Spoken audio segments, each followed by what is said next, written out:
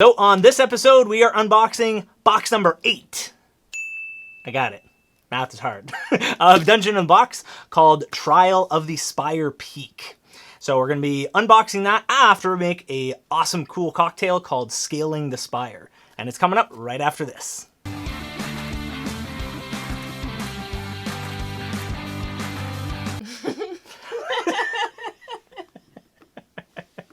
Welcome back, adventurers. Tom here from the Geeky Drinkers and my awesome, cool quarantine co-host, my amazing wife, Amanda. Is that my official title? That is your Quarantine official title. co-host. Quarantine co-host. Last resort. Not true. We're being safe. So we are unboxing box number 8 of Dungeon & Box, and I'm excited. But first, we're going to be making a drink. So we will switch these up. So this one is called Scaling the Spire. So we're going to be starting off with 1 ounce of Rum Chata. So Rum Chata is kind of a creamy, delicious liqueur. And we got our Munchkin cat, Sora, making another appearance. So we have 1 ounce of this deliciousness. Now, all of these have been chilled, so that's why we're not having ice at the moment, but you can put this over ice. Oh, and I made those awesome ice cubes, too. You did. Those are for the next one. Oh. So, keep an eye out for that. Where's it going? I don't know. He sees the Rum Chata. I don't blame him. After that, we have 1/4 ounce of Smirnoff vanilla vodka. So, it's been a little while. I don't think we've actually used Smirnoff vanilla vodka. It only looks that way. I think I used it for that shot I made the other day.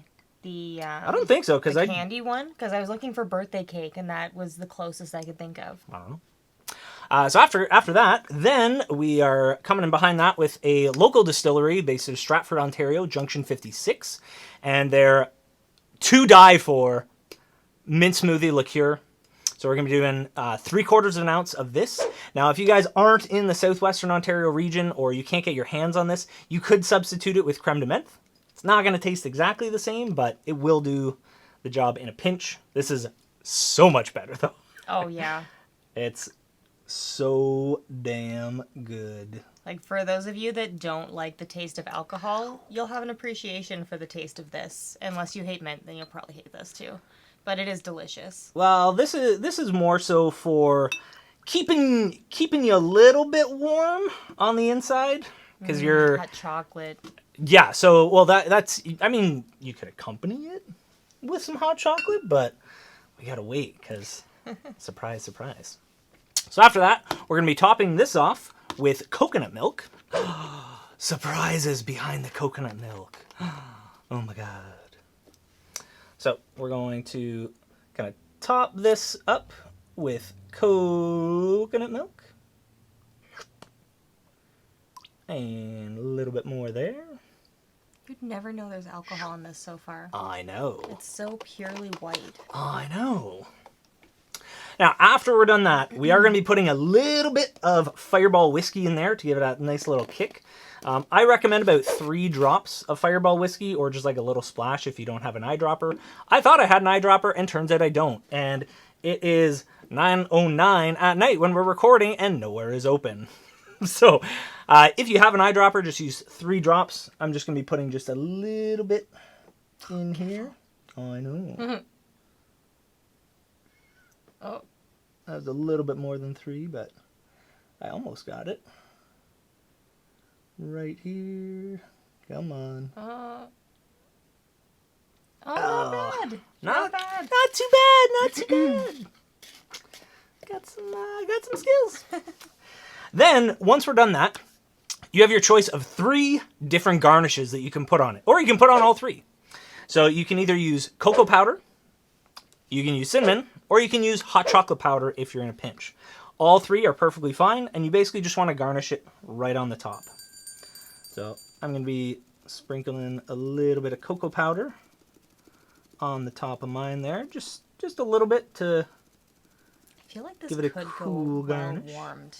It absolutely could. Be a nice alternative to hot chocolate on a cold winter night. Absolutely. And then here, we're going to be putting a little bit of cinnamon just on the top. Bam.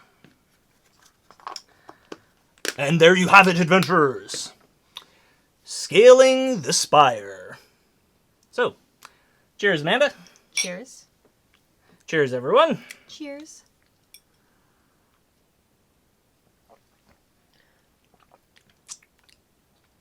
It's very light.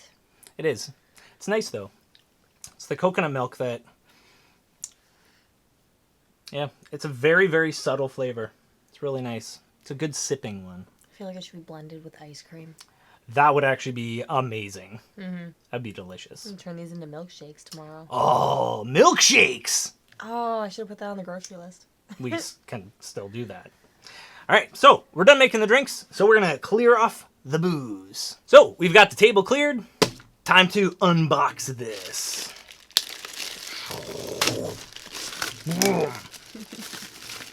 So this is box number 8. If you want to see box number 7, there will be a card right up in there. And I've actually got a whole playlist all about these unboxings, all in order and everything like that. So if you guys want to check out all of them, I will definitely put a card up in here as well. So be sure to check that out. Now, time to open.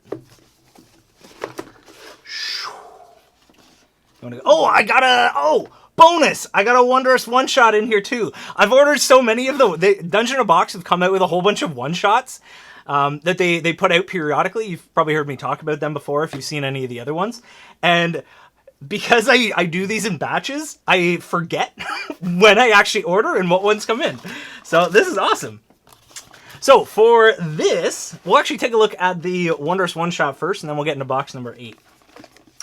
So in here, so this Wondrous One Shot is the Perils of Yak Mountain. So in here, so ogres come before the storm. Take your party on a perilous exploration of the mountain passes. A herd of yaks has yet to make it through the territory of an awakened evil. Will the party be able to save the village of the yak folk? This Wondrous One Shot is intended to be played as a standalone adventure compatible with 5e. Use the adventure maps for the mountain pass and the Highland Valley to run adventure presented in this one shot. So the Perils of the Yak Mountain is an adventure for 4 to 6 characters of 7th or 8th level and can be played in conjunction with any other existing 5e campaign or as a standalone campaign session. As long as the characters can be placed in a dense mountain range at the height of winter, they can find themselves partaking in this adventure. So I'll read you the first paragraph, just to kind of give you a little bit of an intro here. This encounter should begin on a cold morning in the hills. As the party makes their way along a mountain path, they hear the cries of an animal from behind a rocky outcropping. Sounds of battle echo through the hills. When they move to investigate, the party recognizes 3 ogres barreling down on yak folk, who's defending a yak behind him. There's a single crushed yak at the feet of the ogres. When the yak folk sees the characters, he calls out for aid. 2 ogres snarl when they see the characters, and 2 of them rush to attack. So this is actually pretty cool, and this actually goes really well with this box, because they're both kind of mountain themed. They've got like medium, hard, deadly, easy encounters that you can generate on the fly, where the mountain locations are, what kind of terrain there is, any scheduled events, and a little bit more about the yak folk themselves. Ooh, who's that? That's cool. So this back here, right there, if you guys are past the little overlay that I have. So this is Alavaka, Ogre Lord of the High Mountains. Once all Alavaka were men, but their cannibalism and bloodthirsty nature left them cursed. Now they endlessly hunger for the flesh of humanoids, never satisfied. Won't do too much more, but that's actually pretty cool. I like that. That guy is terrifying. Ah, Oh my god. love it. Oh, I get to look at it now? Absolutely. So this is the accompanying map that comes over this here. So what is this? You guys will have an overlay of this as well. Ooh, what's that? That looks like skeletons. But a of skeletal what? creature of some kind, possibly a yak. I'm sure we'll find out when we go through this adventure. Because you can see there's like different tracks and some over here. Yeah. Like skulls there, obviously. That's nice too, because it's like general enough that you can use that in a lot of mountain adventures. I like that. Oh, neat. So this is like to like a shrine of some kind over here. There's 2 ways of kind of getting there. That's cool. I like that art. I like the art style, like how the snow is and everything like that. That's cool. I really like that. I love the material of these maps. Yeah. These maps are also great because they are whiteboard marker friendly. Oh, are they? They are. Because I've tested it. So, that's a little bit of insight into this Wondrous One Shot. The Perils of Yak Mountain. So if you guys haven't checked out the Wondrous One Shots from Dungeon in a Box, they are awesome. They're very, very inexpensive as well. And for a one shot that you can get and play for, 4 to 6 hours, it's pretty badass. It's very, very well priced. And depending on how you purchase it, you can also get access to the digital dungeon as well, the online portal for Dungeon in a Box, where it has all the maps, any character tokens, the book itself and everything like that. So if you are looking for a little bit more of an inexpensive option, those are still there as well. But personally, I always prefer the physical ones. This character is kind of mesmerizing. Yeah. Just he's... Like the physicality, you can see either the runes or the tattoos on him. Yeah, and the crazy mane of hair, for whatever species this is definitely one of the sexier ones, right? I imagine he would be a yak folk. He's an interesting character. I'd like to see what the rest of them would look like. It's just... And I love the background. Cool. I feel like they live in a very magical place. Man. Oh, absolutely. Imagine being able to look at that when you walk out your door. Amazing. Let's get this fresh box smell. Ooh, that's got a bit of a darker take to it. Absolutely. Bam! So this is the Trial of the Spire Peak. Heights of Danger. The Trials of Spire Peak see the party back on the mainland. As they leave, they attempt to bring the orb of the fabled Knights of the Spire. An adventurer must always be careful where they step. All the more so when scaling mountains, where a wrong step can send you plummeting to an early grave. Nevertheless, the rare-fitted air of lofty mountain peaks has always gone hand in hand with wisdom. Those who overcome the physical, mental, and spiritual trials of ascending a mountain may earn the enlightenment they seek at its peak. So I'm not going to give too much away, especially if you're going through this as a campaign, either as a DM or as a character, because it's really, really cool. The book is always so fantastic because it gives you so much lore in the world itself. It gives you lots of different options so that it's not just one way to play through. It's really, really versatile. Perfect example here. So, Alpine Curiosities. There's wondrous locations like Collapse Mine, Hot Springs, Wandering Cloud, Dragon Battle Site. Current Inhabitants, it gives you a list of those, special qualities, any threats and hazards that could potentially happen there, like rabid animals, magic crystals, bad weather, landslides. All that kind of stuff. Those are really, really handy. And then, of course, treasure. Because really, who doesn't love treasure? In our campaign, the homebrew game that I DM for, that you're in, what do you think of treasure? Oh, I love it. The more goodies we find. For a while, it was just kind of everyone else is winning things or finding things in gross monsters, and I'm just yeah, I'll take some slime or the remnants, whatever's left. I'll have the scraps. And then I found Jackpot in the Toad's hideout. It was 500 gold. Cloak of many things. Cloak. Yeah, you found that and a bunch of gold. And I'm still satisfied not having found a lot after that. It's I'm still coasting on that, and I'm okay with that. Oh, don't worry. You've gotten some cool stuff. A few things here and there, but that's I kind of peaked with the horny toad. Yeah, absolutely. Devil toad, the Nurglid. If you guys have checked out the Explorer's Guide to Wildmount. So in here, this is actually really, really cool. And you know what? Fantastic on Dungeon in a Box for doing this. So this is Mel the Magnificent. They are a 12th level Witch Paladin, and they are a non-binary Witch Paladin. Being that, nothing about Mel is ordinary. Second in command of the Knights of the Spire, Mel began life in a nature coven, learning divinations, hexes, and other spellcraft. Not going to give you too much detail because it is really, really cool. They are actually a really, really interesting character. Lots of magic. It's challenge 7, which is really, really cool. But you can go through... so in here, the great part is that as they go through different areas, it'll let you know whether it's going... In this one in particular, it gives you an option for whether, for one part of it, it can either be easy or hard, or it can be easy and medium or hard, depending on like the DC that you set as a DM. And I love these books because it's just got such a great feel to it. It feels just it has a lot of quality to it. They're not overwhelming either. Yeah, exactly. You know, they're not, because like one thing that I do hear from a lot of new players is picking up the player's handbook. That is daunting. You know, when you've got like 300 plus pages, it can be a lot. It's really cool at first. It's just like, oh, I want to learn all about this character and this character, and then it gets like really technical. And it's Which just, is where it the can DM be a lot.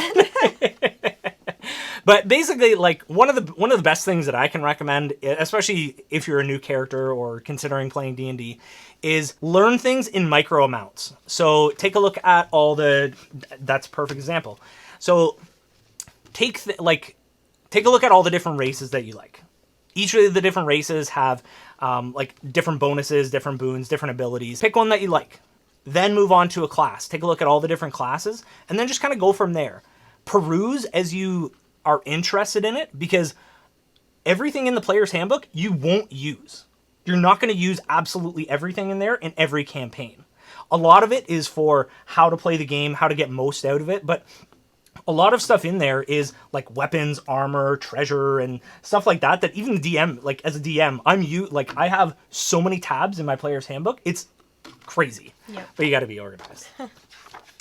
So the books are always awesome. One of the creatures at the end is a nature elemental, which is super cool. He looks like a big fist. It's like his head looks like a fist. So it's kind of neat because the nature elemental, you can have four different ones. So you can either have an earth affinity, fire affinity, air affinity, or water affinity.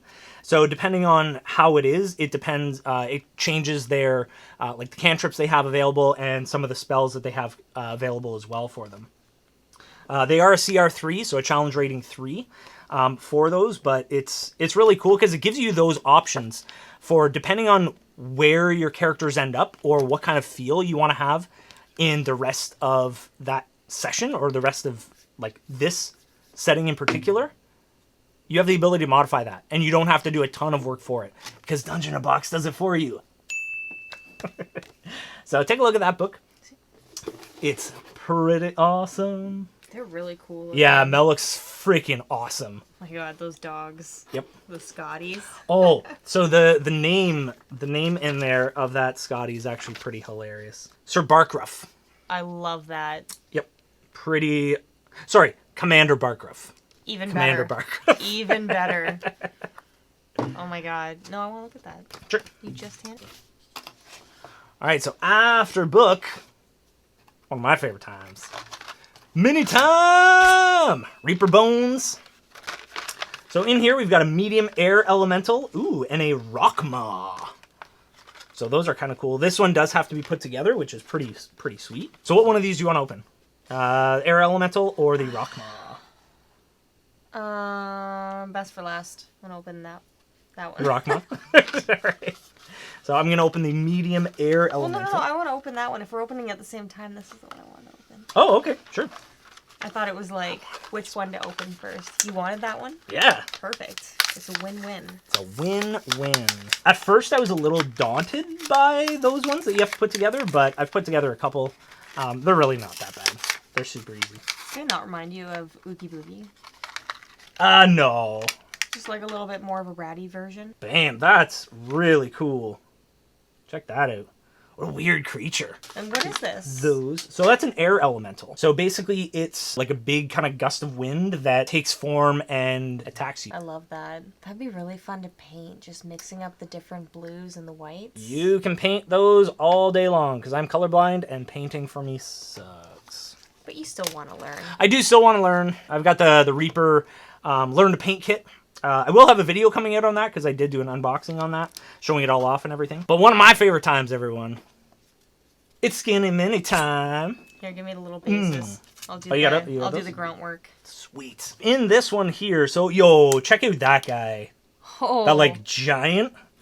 He looks like he's biceps? on a good team. Holy. That smile. That's like a good guy smile. Or the like, I'm gonna fuck you up. If you're a bad guy. If you're a bad guy. Oh, there's Mel. Oh, so nice. there's Mel. We've got an Aarakocra as well. Oh, wasn't there one of those Different in the air last elementals. one we opened? There are some of these.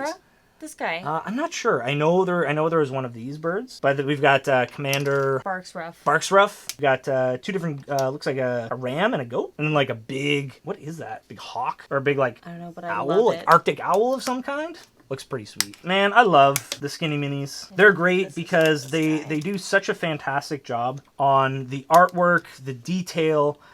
Having everything in there, and they're so portable. And for someone like me who is colorblind, I don't have to paint them, so it makes it a very, very attractive option. And also too, it's nice to just be able to have a whole bunch of these at your disposal without having like a million minis, because minis are time consuming to paint. How long on average does it take everyone watching to paint their minis, if they actually do? Shoot a comment down below, let us know. While you are down there, if you're enjoying the episode and you're enjoying the Dungeon Box products, definitely make sure to leave a like and subscribe to the channel. We're always looking for new subscribers to help spread the word. We've got a lot of really, really awesome feedback from people actually getting Dungeon Box subscriptions because of our videos. Definitely glad to help out there. And these are super fun. You know what? I haven't even looked into what this story is, and I see Commander Barks Rough, and I think he's my favorite character ever.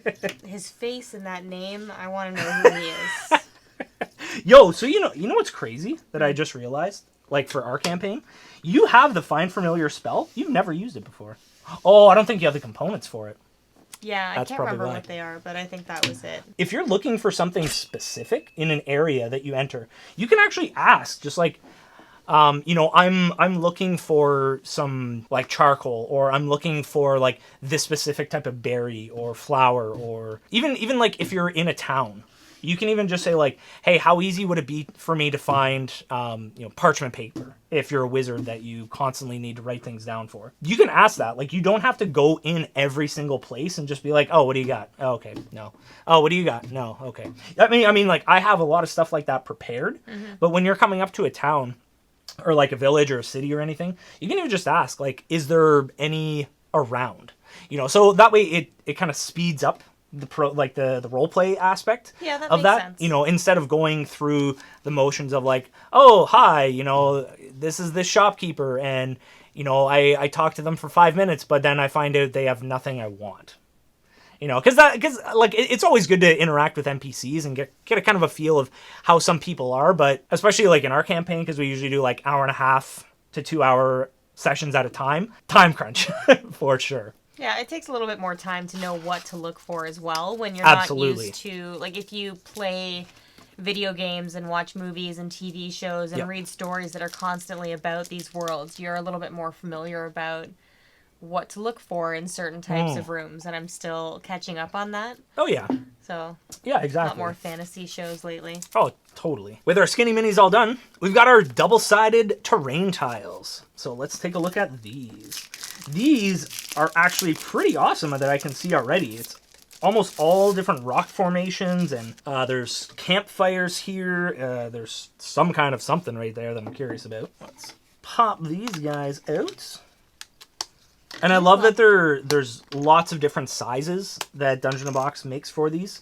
And one other really awesome thing about this is there's crosshairs on them so that you can match them up with the grid lines on the maps, but it doesn't overtake the actual image itself. It's very, very minor, and unless you really pay attention to it, you almost never see it. And these are good quality. Like, they're durable. That's one thing that I really love about the terrain tiles like these. They're so versatile. I love it. Yep, none of this material is flimsy at all. No.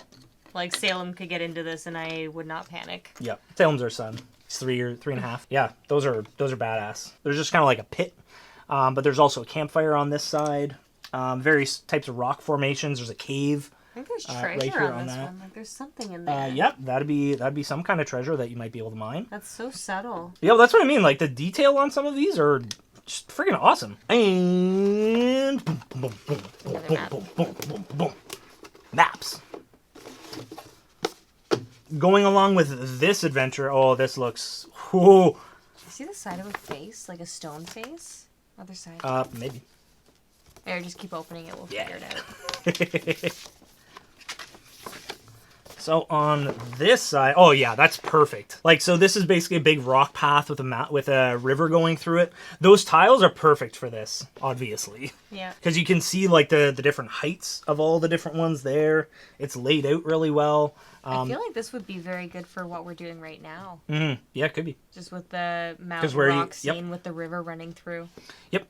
Nice. And then on the other side, so that's what this side looks like. It's pretty badass. And then on the other side, this one here for you guys.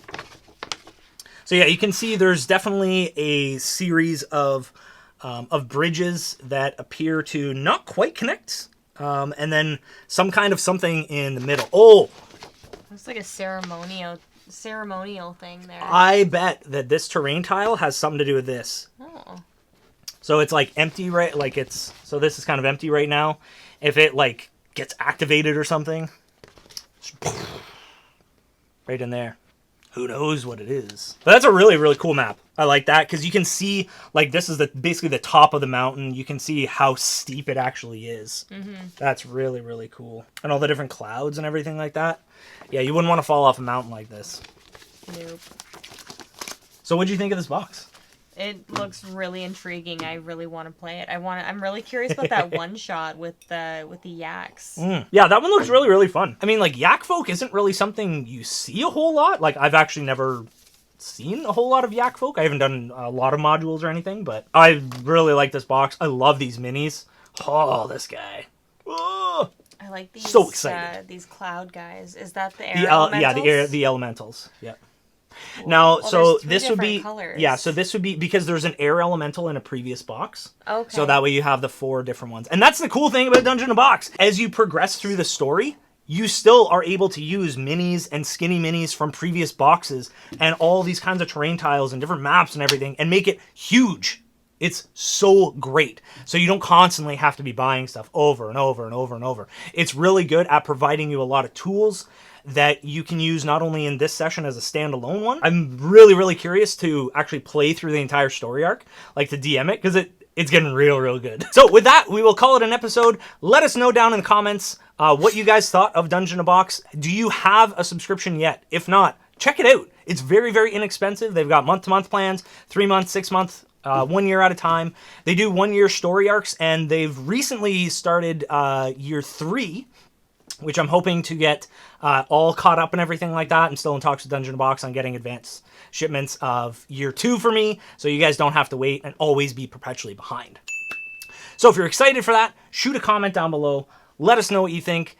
Please hit that subscribe button and the thumbs up if you like the video. Share it with a friend because that's how social media works. We want to make sure that we're showing people cool stuff that can benefit your D&D game. If you guys have any D&D related questions or comments or suggestions or anything like that, please shoot them down in the comments. I read and respond to every single one that's down there. So if you comment, I will reply 100%. So thank you very much for watching. We love you very much, and we will see you next episode.